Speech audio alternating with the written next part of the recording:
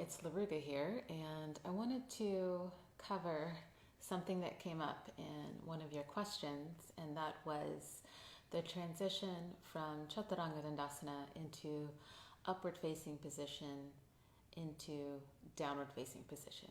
So obviously in the Ashtanga Yoga practice, we do these series of postures connected together many, many times, starting in the sun salutations, through some of the vinyasas in the standing sequence, and then whether you're practicing primary, intermediate, or so on, we are always going through that moving vinyasa of Chaturanga Dandasana, upward facing to downward facing.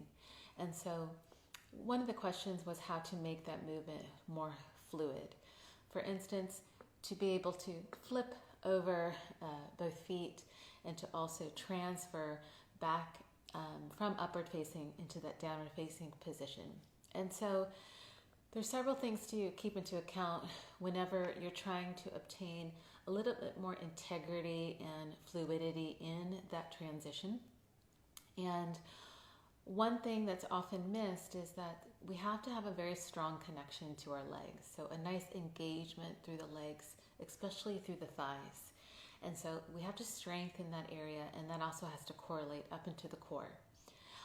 Another thing is that to more fluidly transition between these poses, sometimes we have to pour a bit more weight into the upper body and resist that weight through the arms. And so if you feel that you lack a little bit in strength and unable to transfer more of that weight into the arms, that's okay, because strength has to be built over time. But it might make it more difficult to flip over both feet at the same time and to flip back over the feet at the same time. So, but I think, it could be challenging at first, but you just have to understand that it might be a good thing to start to work toward, because the more we get to strengthen through the upper body and learn how to really resist our body weight, that will help us in other positions, as well as, of course, cultivate that strength building over time. So Chaturanga Dandasana. When we're in Chaturanga Dandasana, it is so important that we really, really tone those legs. There's also a nice toning through the glutes as we draw in through the core. And that pushing through the feet, it's so important that we have that nice engagement through the legs to be able to push and leverage ourselves into that forward flow to go into Urdhva Mukha Svanasana, or what is known as upward facing position. The same thing will apply when we go back. When you go, or back into downward facing. When we go back into downward facing position, there's always that question about, is it okay if I step my feet forward? Because what happens is when we transfer from upward facing to downward facing, the downward facing position becomes quite long. And so the question is, is it okay if I step my feet forward? And yeah, it's not a deal breaker. It's like you can always step your feet forward, but we can cut out that extra movement by dragging the tops of the feet forward as we flip the bottoms of the feet down and ground them down. But again, to do that transition, you have to be prepared to pour more weight into your upper body and to keep your legs engaged and also drawing in through the core. So I'm just going to go over some of those steps, demonstrate them, and just cover a few tips that hopefully will be helpful, that you can experiment with in your practice and see how it goes. So the other thing I will say before I even demonstrate is you always want to coordinate the breath properly. So when we're going into our Chaturanga Dandasana, when we settle into Chaturanga Dandasana, we want to be in our exhale. When we transition into the upward facing, we really want to draw in through that inhale to really be able to fully express the pose, because I feel like it's not really an asana unless we have conscious breath. So inhale into the upward facing, and then as we initiate the transition into downward facing, we're going into that exhale. And so for Chaturanga Dandasana, I just want to make sure I'm fitting in the frame here. So for Chaturanga Dandasana, it's so important that we have a good engagement to the legs, a slight posterior tilt to the pelvis, and drawing my front body into the back body. Okay, nice position here. I'm lifting my chin slightly as I look toward the nose. So you really want to be able to hold. I'm going to scoot back a little bit. You want to be able to hold that Chaturanga Dandasana properly through a full exhale. And one thing I will say is Chaturanga Dandasana is not an easy pose, especially when you first start the practice. So don't be alarmed that Chaturanga Dandasana feels rather challenging or difficult. There are a few options to be able to work with building up your strength over time in Chaturanga Dandasana. So for instance, for some students, I might offer that you take a break of the arms by lowering yourself all the way down, the belly touching the floor in Chaturanga. So I'm getting a break from my arms, but I'm keeping my legs engaged, and then from here, I can transfer into upward facing position.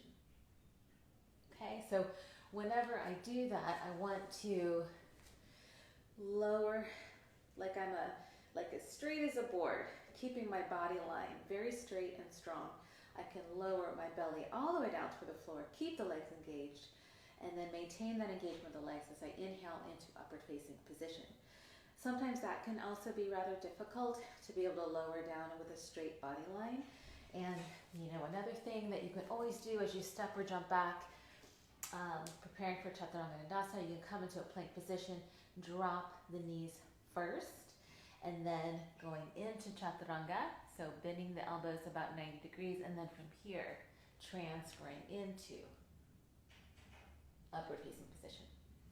Okay, so that transfer into upward facing position really demands that sense of engagement of the legs. And of course, I'm going to be repeating myself constantly here, so engagement of the legs is important. So what I energetically recommend is from Chaturanga Dandasana into upward facing, you want to do your best to not allow those thighs to drag on the floor. There should be a healthy lift of the thighs away from the floor. Now sometimes that will depend on someone's proportion. So I have seen body types where even if they're really engaging the legs, the thighs may still touch the floor. That's why I will say energetically feel as if the thighs are lifting away from the floor. So some will energetically have that engagement and physically have that engagement, and while others, they may feel that the thighs will skim the floor, but it's energetically that we really engage those thighs properly. So that's an important part of really finding that good transfer of weight when we go into upward facing position. So again, if I'm in my Chaturanga Dandasana position, I'm coming down like so, nice active legs, inhale, really lifting the thighs and allowing that energy to come up through my torso into the chest as I go into upward facing.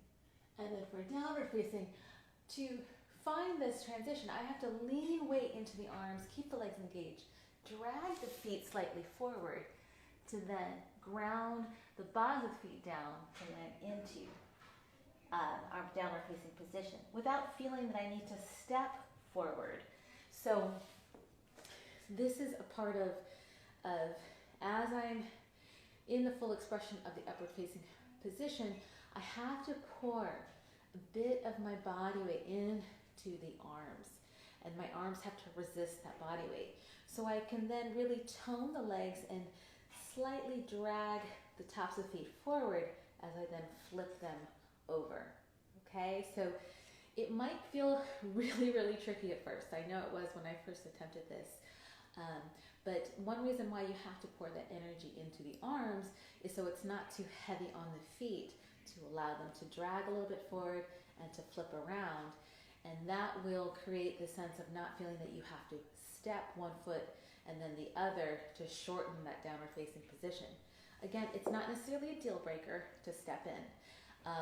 However, if you want to inhibit those extra movements and to also work more on that cultivation of strength, then it's something that you want to start challenging yourself to do over time. And remember, coordinating the breath properly is so important too into initiating these transitions. So again, let's just kind of cover this. So I'm just going to demonstrate. I'm not fully in the frame here, but I'll do the best I can. So I'm in my Chaturanga Dandasana position. I'm really toning my bandhas, legs engaged, the chin slightly lifted, and then from here, inhale. I press through the feet, the thighs lift, I open the chest, head back.